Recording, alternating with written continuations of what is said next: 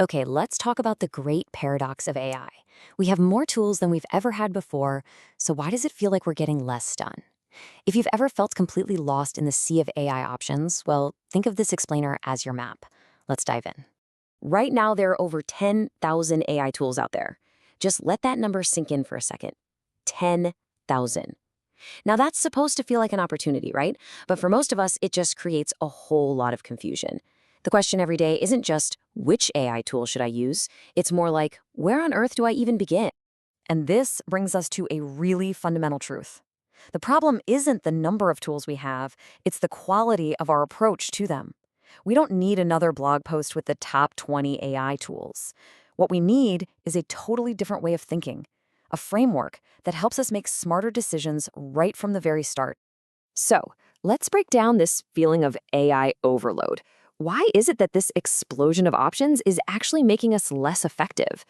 Well, it all starts with a huge misunderstanding of what these tools really are. We've got to completely reframe how we see these things. AI isn't some magic wand you can just wave at a problem. It's a utility. Seriously, think of it like a toolbox. You wouldn't use a hammer to turn a screw, would you? Of course not. The real power isn't in the tool itself. It's in knowing you've picked the right one for the job you have to do. So, once you see AI as a toolbox, it becomes crystal clear why so many of us are struggling. We're just grabbing the wrong tools. So let's look at the three most common traps that are actually making people less productive. First, people are choosing tools based on whatever's popular on social media, not what actually fits their specific problem. Second, they find one tool they kind of like, and then they try to use it for absolutely everything. You know, the classic, if all you have is a hammer, everything looks like a nail problem. And third, they're constantly jumping from one new, shiny tool to the next instead of actually mastering a decision-making process. That's not learning, folks. That's just distraction. So, how do we fix this?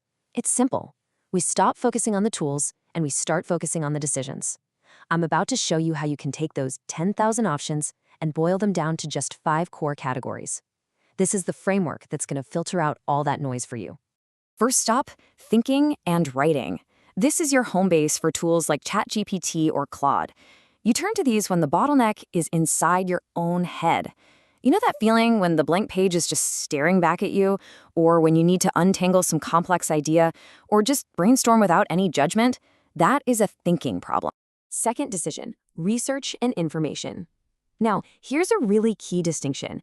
Thinking tools help you generate ideas from you, while research tools help you synthesize insights from the world. You use these when you feel like you're drowning in data, like when you need to summarize a 50-page report or get up to speed on a new topic fast. Using a writing tool for deep research, that's like trying to find a needle in a haystack with a megaphone. It's just the wrong tool for the job. Third is design and creativity. All your tools for image generation, video help, and other visual assets. This category is incredibly powerful, but here's the dead simple filter. If your final output isn't visual, you probably don't need to be here. Simple as that. Okay, fourth is productivity and organization. These are the tools that connect to your calendar, your notes, your project management boards, but let's be crystal clear about something. AI will not magically invent discipline that you don't have. It's an amplifier. If you already have a good system, AI will make it great. But if you have a chaotic system, it's just going to help you create chaos faster. And our fifth, and honestly, the most overlooked category, industry-specific tools. These are the AIs built just for marketing, or finance, or sales, you name it. And this illustrates the key difference perfectly.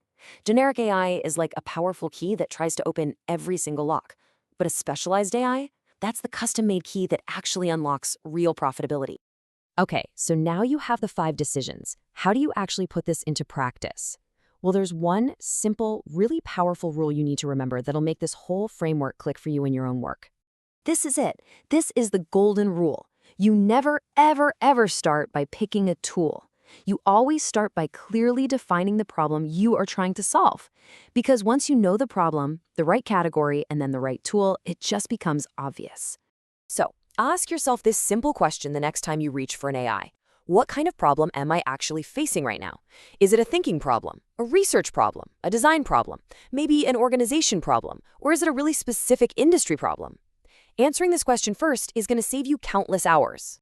So let's do one final self-check. If you're feeling overwhelmed by AI right now, be honest. Are you making one of these mistakes? Are you trying to make one tool do everything? Are you hopping between new tools every single week? Are you chasing the hype of new releases instead of just focusing on the outcome you want? If so, you're not learning. You're just getting distracted. And that's really the ultimate takeaway here. In this new world, simply being curious about every new tool that comes out is not the path to success. AI doesn't reward curiosity. It rewards clarity. Clarity of purpose, clarity of the problem, and clarity in your decision-making. Focus on that, and you'll leave all this confusion behind for good.